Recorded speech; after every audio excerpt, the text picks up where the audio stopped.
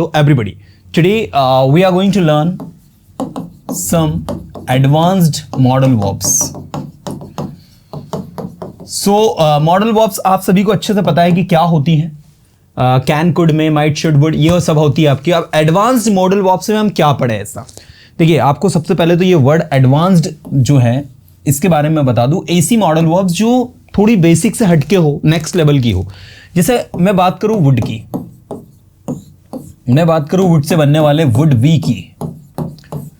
Would be के बाद एक होता है आपका वुड हैव, एक होता है आपका वुड हैव बीन। तो इसको हम लोग थोड़ा एडवांस्ड की कैटेगरी में रख लेंगे, है ना। मे तो हमारा बेसिक है, मे बी भी जो है बेसिक है, लेकिन मे हैव जो है ये थोड़ा एडवांस्ड की कैटेगरी में आता है। और इसी से बना है आपका मे हैव बीन। एक है आपका माइट,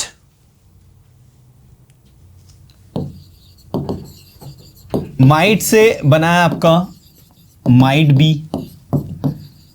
इसी से आपका बना है माइट हैव, और इसी से बना है आपका might have been. Okay, so now you can see the situations are over here. This is the first, this is the second, and this is third. Now we have three different situations right now. पहली आपकी जो है would be, would have been. The second that we have is may be, may have been. The third that we have is might be, might have, and might have been. Okay, so 1, 2 and 3. We have three different situations right now. अब मैं आपको एक trick बताऊं ना, तो इससे आप तीनों समझ जाओगे। मुझे बताओ आप will कहां लगाते हो, will be कहां लगाते हो, will have कहां लगाते हो, और will have been कहां लगाते हो।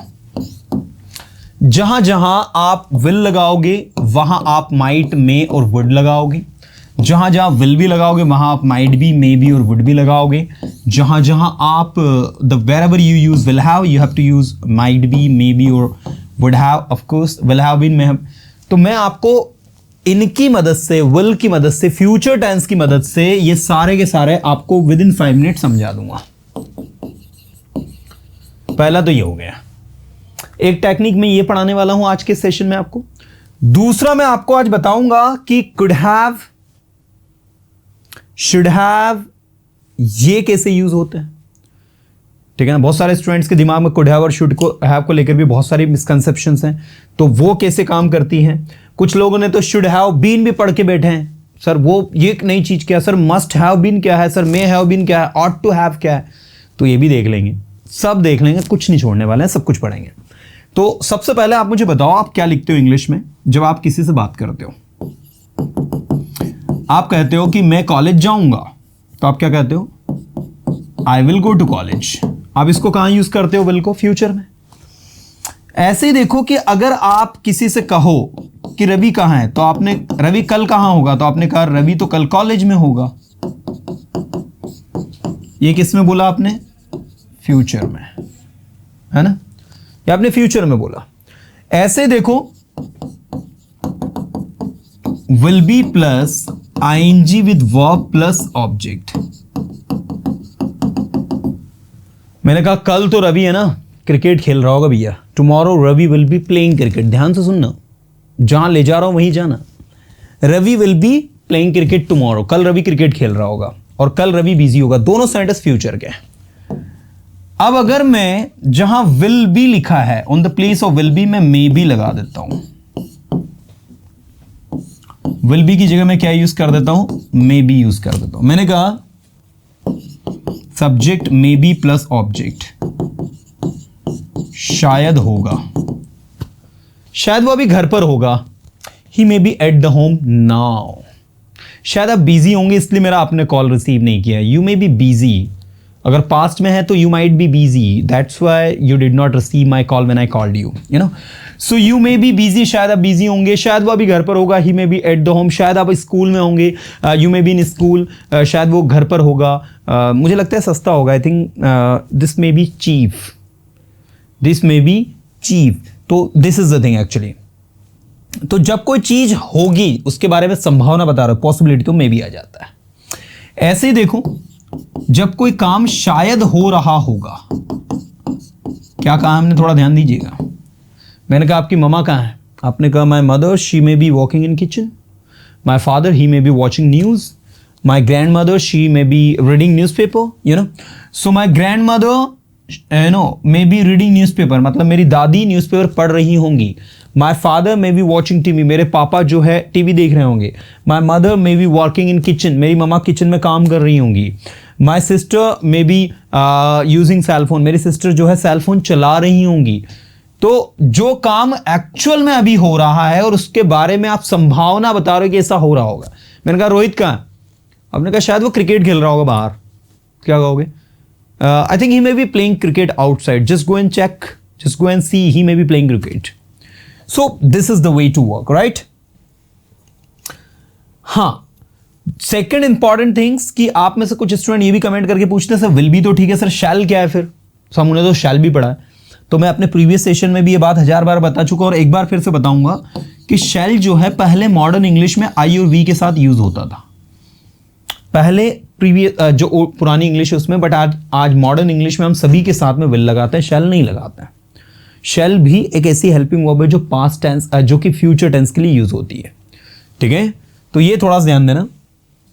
ये मे बी हो गए, ये वाला मे बी, ये दोनों मे बी आई होप समझ में आए होंगे। अब ऐसे ही अगर मैं यहां पर लिख देता हूं माइट बी,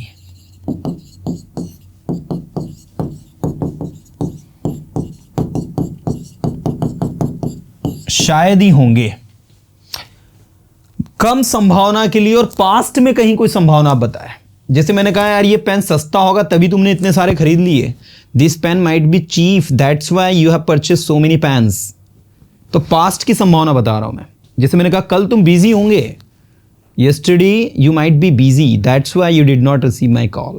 तो पास्ट की संभावना के लिए माइट भी लगाते हैं, साथ में कम संभावना, मैंने कहा शायद ही वो बिजी होगा, ही माइट बी बिजी, शायद ही वो अभी घर पर होगा, he might be at the home now, कम संभावना बता रहा हूं मैं, he might be at the home now.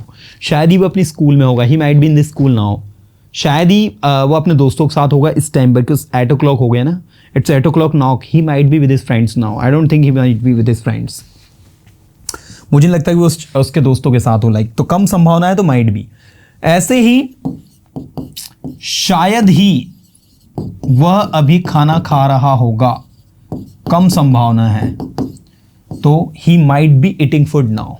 शायद ही वो अभी क्रिकेट खेल रहा होगा, he might be playing cricket. शायद ही वो वहां जा रहा होगा, he might be going there. शायद ही वो यहाँ आ रहा होगा, he might be coming here. शायद ही वो इंग्लिश सीख रहा होगा, he might be learning English. एक बार फिर से बोलो, he might be learning English. So will be, may be, might be, will be, may be और might be. So this is the way to work, और यही टेक्निक हमें apply भी करनी है। इसी तरीके से आप एक टेक्निक अप्लाई कर सकते हैं वुड की। बहुत सारे बच्चों को वुड में कंफ्यूजन होता है, ये कंफ्यूजन आपका अभी दूर हो जाएगा। देखो इधर, would be ing plus object. तुम बिजी होते, यू वुड बी बिजी। मैंने कहा कि अगर तुमने टाइम पर शादी कर ली होती, तुम आज 2 बच्चों के पिता होते, हो क्या अभी पिता नहीं हो, लेकिन तुम 2 बच्चे के पापा होते भैया आज, you would be father of, होते, हो नहीं, होते। आपको वुड भी वहां लगाना है जो घटना घटी नहीं, घट जाती अगर ऐसा होता तो। हाइपोथेटिकल सिचुएशन के लिए आप वुड भी लगाते हो। मैंने कहा if you got married on time you would be father of 2 kids। पता है आपको? Do you know you would be father of 2 kids if you got married on time? If you got married on time, you would be father of 2 kids। तो अभी तक तुम 2 बच्चों के पापा होते हैं। ऐसे देखो, if she helped me, अगर वो मेरी हेल्प करती ना, I would be in Indore today। अगर वो मेरी मदद करती तो आज मैं इंदौर में होता।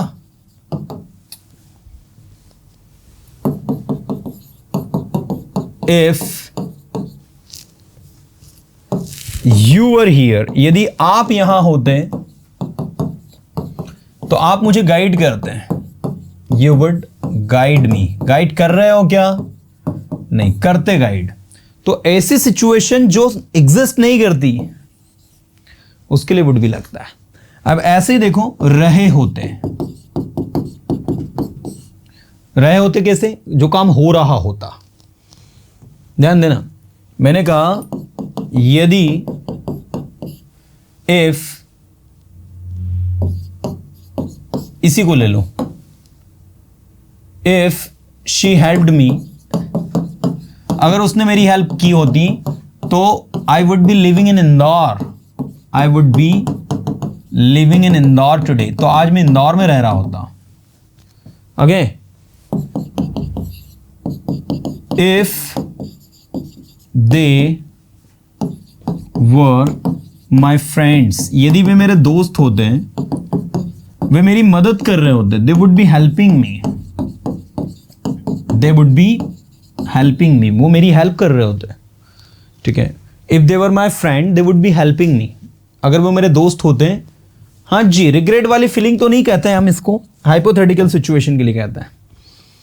तो वुड बी और वुड बी प्लस आईएनजी। इसी तरीके से आप जो है इनको बना लेंगे, वुड हैव को, मे हैव को, माइट हैव को, ये भी ऐसे ही बन जाएगा आपका। तो ये कॉन्सेप्ट के थ्रू हमें चलना। अब देखो, मैं आपको वुड हैव और वुड हैव बीन वाला डिफरेंस बताता हूं। अब वुड हैव कहां लगता है, देखना, subject plus will have plus V3 plus object. जो काम हो चुका होगा या फिर हो गया होगा उसके लिए आप इसको लगाते हैं। जैसे मैंने कहा गेस्ट जा चुके होंगे तो guest will have gone, guest आ चुके होंगे गेस्ट विल हैव कम। तो जो काम फ्यूचर में हो गया होगा या हो चुका होगा उसके लिए लगाते हैं। अब आपको एक चीज जिस पर ध्यान देना है, सब्जेक्ट यहां जहां विल हैव लिखा है इसकी जगह आपको यूज करना है मे हैव, यहां यूज करना है आपको माइट हैव, यहां यूज करना है आपको would have, and then V3 and V3, object object and object. जो काम फ्यूचर में, मैंने कहा कल तक आप ये टॉपिक कवर कर चुके होंगे, कंप्लीट कर चुके होंगे, you will have completed this topic by tomorrow, so this is used in future. अब आप क्या करूं, शायद कोई काम हो चुका होगा उसकी आप संभावना बता रहे हो। मैंने कहा यार उसको डिनर के लिए इनवाइट मत करो, उसने अभी तक तो खाना खा लिया होगा, वो अभी तक तो खाना खा चुका होगा। He may have eaten food so far. Now it's 8 o'clock now. Every day he eats dinner. He takes dinner at 7 o'clock. Now it's 8 o'clock already. So I think he may have eaten food. फिर किसी ने कहा शायद ही उसने खाना खाया होगा, शायद ही उसने खाना खाया होगा या वो खाना खा चुका होगा। कम संभावना को बता रहा हूँ। He might have eaten food. शायद ही आपने मुझे कॉल किया होगा. You might have called me. If you had called me, I would have surely gone there. But शायद ही आपने मुझे कॉल किया होगा, शायद ही आप वहाँ गए होंगे, शायद ही आप यहाँ आए होंगे। कम संभावना है might have। अगर मैं कहूँ आए होते, गए होते, सुना होता, समझा होता, बोलते ना इस तरीके से। यदि आप वहाँ गए होते तो आप उससे मिले होते, अगर आपने मुझे कॉल किया होता तो मैं उससे मिला होता। ठीक है, कंडीशनल सेंटेंस में यूज होता है ज्यादातर ये। देखो कैसे, if you had gone there, यदि आप वहां गए होते, आप उससे मिले होते, you would have met him, you would have met him. यदि एम्बुलेंस समय पर आ गई होती तो पेशेंट बच गया होता। If the ambulance had come on time, the patient would have survived. The patient would have survived. Patient क्या हो गया होता? बच गया होता। Will have से may have, might have, would have, ये कॉन्सेप्ट आपके दिमाग में फिट हो गया होगा। I hope so. इसके बाद देखो, आप ऐसे ही है ना, आप एक क्वेश्चन पूछते हो सर ये है ना would have been कहाँ लगता है, तो आप सभी ने will have been पढ़ा है ना। Will have been ing with verb plus object since /4 plus time. दूसरा, अब इसी में क्या करो, मे हैव बीन लगाओ, इसी में आप माइट हैव बीन लगाओ, इसी में आप वुड हैव बीन लगाओ। ये होगी एडवांस मॉडल। ये भी पूछ रहे थे ना सर ये कहां लगती है, ये ऐसे ही तो लगती है। अब इनमें सब में आगे सब्जेक्ट लगा दो, ठीक है। So I will have been, I may have been, I might have been, I would have been, चारों अलग अलग सिचुएशन है। इसका उपयोग एक समय से आप कोई काम कर रहे होंगे फ्यूचर में, you will have been going there for 2 days, ठीक है। She will have been learning English for 10 days, वो 10 दिनों से इंग्लिश सीख रही होगी फ्यूचर में। और अगर आप कहो शायद वह 10 दिनों से इंग्लिश सीख रही है, तो she may have been learning English for 10 days, क्या बोलोगे? She may have been learning English for 10 days, शायद ही वह 10 दिनों से इंग्लिश सीख रही है, शायद ही, तो he might have been learning English for 10 days, और वह 10 दिनों से इंग्लिश सीख रही होती यदि वह यहां आ गई होती, या यदि उसने इस कोर्स को ज्वाइन कर लिया होता, यदि उसने इस कोर्स को पहले ज्वाइन कर लिया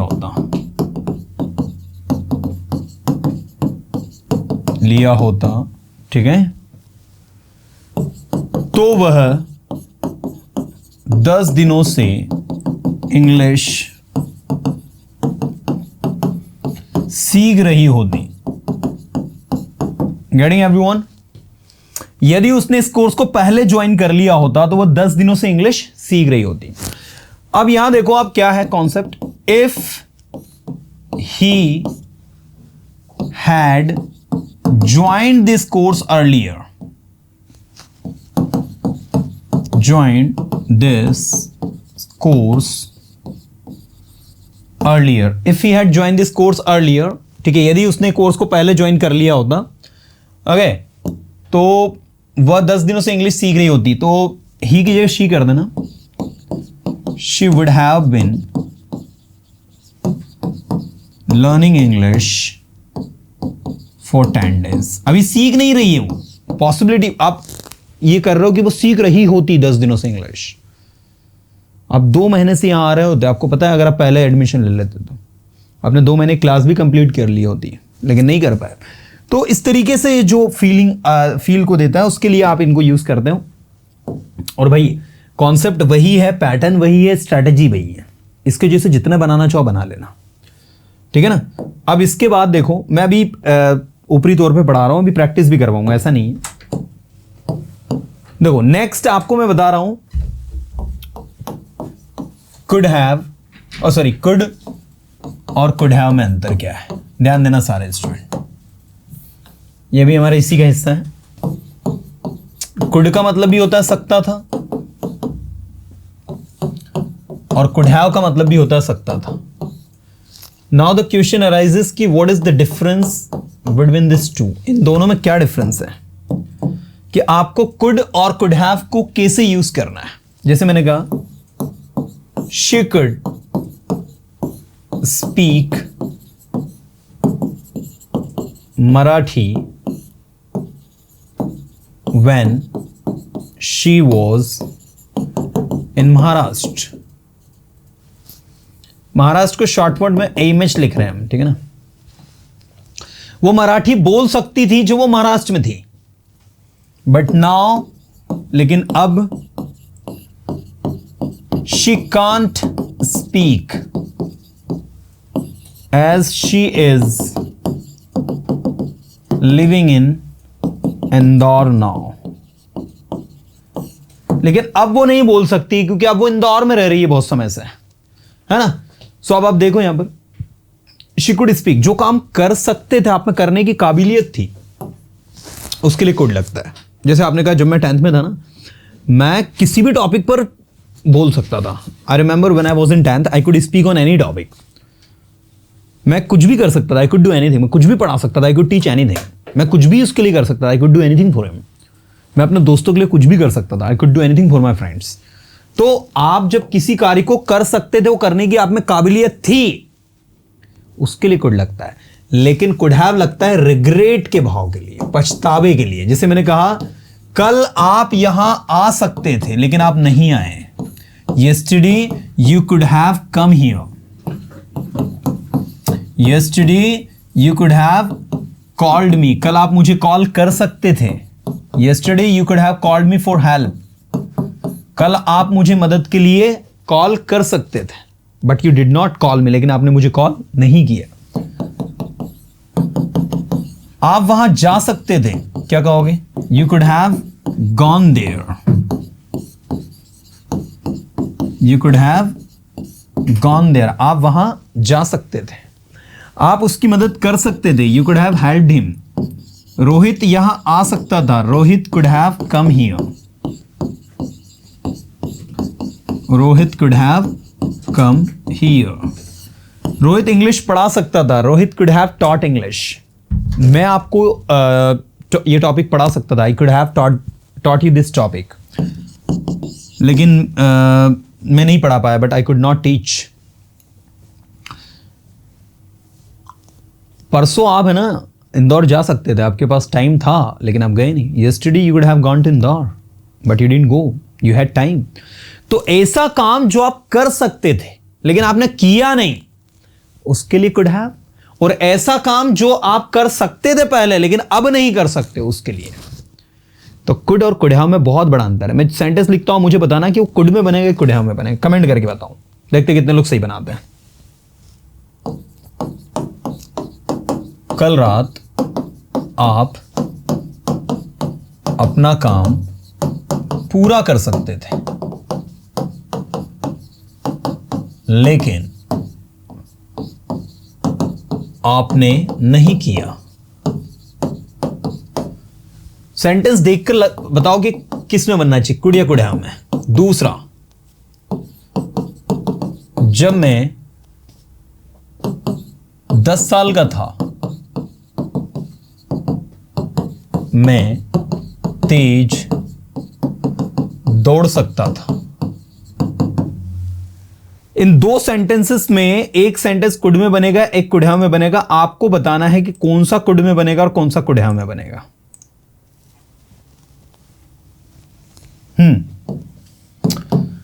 We have two different situations. The first one that we have is कल रात आप अपना काम पूरा कर सकते थे लेकिन आपने नहीं किया। और दूसरा है आपका, जब मैं 10 साल का था मैं तेज दौड़ सकता था। तो इसमें से दो अलग अलग सिचुएशंस आपके साथ हैं। ओके, वेरी गुड, सबको समझ में आ गया। तो जिसमें कल वाला जो है येस्टरडे, आप अपना काम, कल रात को इंग्लिश में लास्ट नाइट भी कहते हैं। Last night you could have completed your work but you didn't do it, लेकिन आपने नहीं किया। दूसरा, जब मैं 10 साल का था मैं तेज दौड़ सकता था। When I was 10 years old, ठीक है, जब मैं 10 साल का था मैं तेज दौड़ सकता था। When I was 10 years old, I could run fast. ठीक है, When I was 10 years old, I could run fast. जब मैं 10 साल का था, okay, I could run fast, मैं तेज दौड़ सकता था। That is.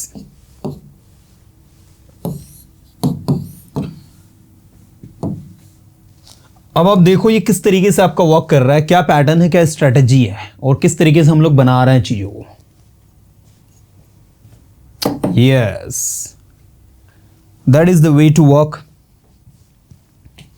आप जब तक इस प्रॉपर स्ट्रेटजी के साथ में काम नहीं करोगे, until and unless you work with this strategy, you are not going to understand the concept। और कहीं ना कहीं आप सभी के लिए बहुत ज़्यादा यूजफुल होता है।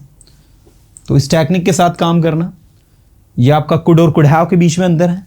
अच्छा, बहुत सारे बच्चे शुड और शुड हैव को लेकर भी कंफ्यूज होते हैं। तो यार मुझे नहीं लगता कि इसमें कंफ्यूजन होना चाहिए, क्योंकि सबसे ईजी है शुड और शुड हैव। शुड मतलब चाहिए और शुड हैव मतलब चाहिए था। ऐसी मस्ट मतलब अवश्य चाहिए।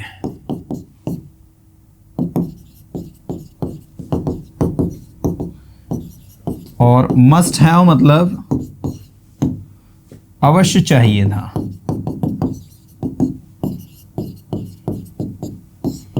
ठीक है, ऐसे ही होता है ought to। ought to मतलब चाहिए, एंड ought to have का मतलब वो भी होता है चाहिए था। तो ये इस तरीके से आपका होता है। जब तक आप कॉन्सेप्ट को नहीं समझोगे, until and unless you understand the concept।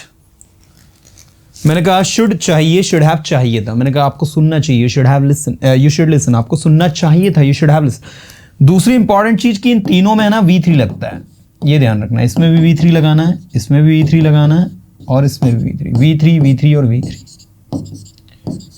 With all these three verbs we have to use V3।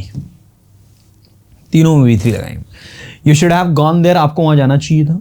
You must have gone there, आपको वहां अवश्य जाना चाहिए था। You ought to have gone there, आपको वहां अवश्य जाना चाहिए। तो should have gone there, must have gone there, ought to have gone there। ऐसे ही should plus B1, must plus B1, ought to plus B1, है ना। सो ये इस तरीके से आपका चलता है। मैंने कहा तुम्हें इंग्लिश सीखनी चाहिए, you should learn English। तुम्हें इंग्लिश सीखनी चाहिए थी, you should have learned English। तुम्हें इंग्लिश बोलनी चाहिए थी, you should have spoken English। तुम्हें इंग्लिश पढ़ानी चाहिए थी, you should have taught English। तुम्हें इंग्लिश अवश्य पढ़ानी चाहिए थी, you must have taught English। तुम्हें इंग्लिश पढ़ानी चाहिए थी, you ought to have taught English, है ना। सो ये पैटर्न है आपका। जब तक ये पैटर्न के अकॉर्डिंग नहीं चलोगे, things are easy to understand. Okay, now this time I will be asking you some sentences.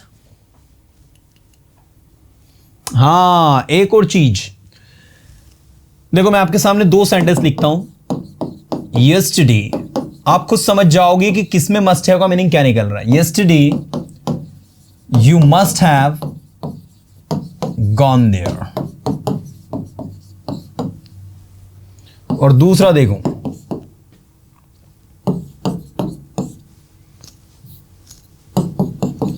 I am sure you must have eaten something, that's why you are not eating anything।